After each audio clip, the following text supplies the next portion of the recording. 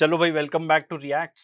And आजकल हमारी Indian media खास तौर पे बड़े क्रिटिसिज्म कर रही है वेस्टर्न मीडिया की, क्योंकि वो जो नॉर्वे में एपिसोड हुआ, तो हमें लगा हम थोड़े और इनके जो बड़े हमारे तिजोरी में रखे थे ना, एकदम गोल्डन बिट्स ऑफ प्योर, मतलब गोल्डन जर्नलिज्म, मतलब gold level standard of Indian journalism, तो हमने कहा आज उनको एक्सपोज करें। चलिए सुनते हैं क्या कहती हैं ये। अब मैं दो इतिहासकारों को इसीलिए इसमें शामिल करना चाहती हूँ। आपके साथ शुरुआत करूंगी रुचिका जी। आप एक स्टूडेंट हैं। ये जो AIMIM वाले हैं वो बोले जा रहे हैं, उनको म्यूट कर दिया कि नहीं तुम्हारा हो गया, बस नहीं सुनना तुमसे। लेकिन सवाल यह है कि देखिए, ये तमाम बातें अकबर के बारे में अगर थी तो जनता से क्यों छिपाई गई? पीढ़ी दर पीढ़ी इस देश में क्यों नहीं पढ़ाया गया? अब इसमें दोनों हिस्सा है। शक्ल देखो उनकी यार, जिनसे पूछा जा रहा है, जो हिस्टोरियन है। Love her channel by the way, जरूर चेकआउट करना। 30,000 आम लोगों को मारने का जो आदेश दिया था वो भी, और वो भी कि बाद में उसने अपने आप को बदला। जी पहले तो मैं स्टूडेंट थी, मेरी PhD हो गई है JNU से, अभी मैं पढ़ाती हूँ। देखो यार, जब आपको आदत हो सिर्फ के यार जो आ गया बस वो पढ़ देना है, ठीक है, एक्चुअल खुद जाके तो कुछ रिसर्च एनालिसिस वगैरह करनी नहीं है, तो यही होता है।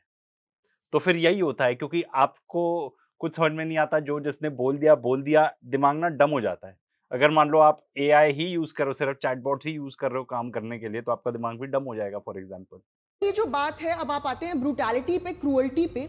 कौन सा राजा है जो किसी की टेरिटरी में जाता है और कहता है सर प्लीज मुझे अपनी टेरिटरी दे दीजिए?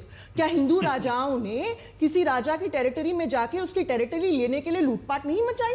शिवाजी मुझे याद आते हैं, शिवाजी कर्नाटका में जब जो चिक्का राजा वुडेयार थे, अगेन हिंदू राजा, उनके खिलाफ जब कर्नाटक में उन्होंने अटैक किया श्रीरंगपट्टनम में, तो वो बाकायदा उनके बाखर में लिखा है कि आसपास की सारी जगहों को उन्होंने लूट लिया। फिर आप चोलास को ले लीजिए, राजा चोला 11वीं सेंचुरी के रूलर, बहुत ही महान शासक हैं। उनके बनाए टेंपल पे एक सेकंड आपको टोक रही हूं, क्योंकि आपने छत्रपति शिवाजी महाराज की बात की। उनकी आस्था बहुत लोग रखते हैं, उनको भगवान की तरह पूजते हैं महाराष्ट्र में। और मैं आपसे सिर्फ इतना कहूंगी कि कुछ भी ऐसा ना बोले जिससे किसी की भी भावनाओं को ठेस पहुंचे या उनका अपमान हो। छत्रपति शिवाजी महाराज और उनकी जो लेगेसी है उसको पूरा देश नतमस्तक होकर सलाम करता है। इसलिए मैं आपसे बस एक रिक्वेस्ट कर रही हूं, कुछ भी ऐसा ना बोले ताकि लोगों की भावनाओं को ठेस पहुंचे। अपनी बात कंप्लीट कीजिए। नहीं, मैं बिल्कुल फैक्ट्स पे बात बोल रही हूँ। फैक्ट से अगर किसी को ठेस पहुंचती है तो it's a very unfortunate thing. देखो भाई, अंजना बेसिकली कह रही है यहाँ पे तो मुसलमानों को गालियां देने के लिए बुलाया था, ठीक है, उनको बाबर को, अकबर को, औरंगजेब को, ये आप क्या कर रहे हो? You are not following the script. तो रुचिका शर्मा है, इनका चैनल चेकआउट करना यूट्यूब में, ये काफी डिबंक करती रहती हैं ये सारी चीजें, एंड NCERT में क्या क्या गलत पढ़ाया जा रहा है, ठीक है, हिस्टोरिकली इनकरेक्ट चीजें। तो ये एंड यही सेम जर्नलिस्ट है जो कह रहे थे निष्पक्ष होके न्यूट्रलिटी से बात करनी चाहिए हमको, वही तो सच्चे पत्रकार की इमेज है, और ये है वो है। भाई आप लोग ने पत्रकारिता कहाँ से करी थी? और जैसे चलो जहां से भी की हो, आप उसको प्रैक्टिस तो बिल्कुल नहीं करते उस चीज को।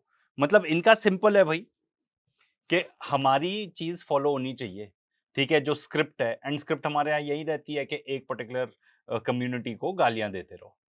एंड उन्होंने एक चीज बहुत ही तगड़ी बोली कि भाई फैक्ट्स तो ये हैं, अगर फैक्ट से आपको प्रॉब्लम हो रही है तो फिर क्या ही बोलें।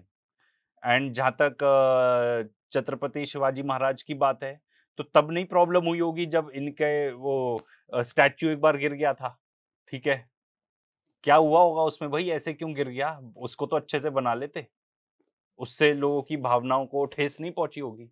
या जो मुसलमान है वो इंसान नहीं है, उनकी भावनाओं को ठेस नहीं पहुंचती।